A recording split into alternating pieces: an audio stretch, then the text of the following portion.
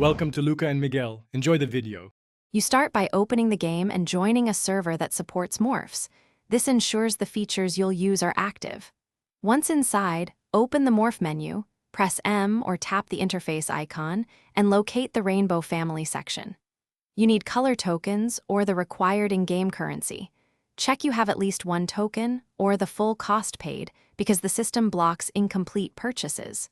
Once prerequisites are set, proceed to select the base yellow morph to begin customization. With the base yellow morph selected, you now tune color layers to hit that rainbow yellow tone. Increase hue slightly, add saturation to make it vivid, and lower brightness if the yellow washes out. This clarifies the shade. Use a separate layer to add a faint orange tint because it deepens the yellow and keeps it readable in-game. Once done, apply a mild glow at 0.5 to make the yellow pop without bleeding into adjacent colors. Test in a bright environment to verify contrast. Finish by saving your preset and previewing the morph across different maps and lighting.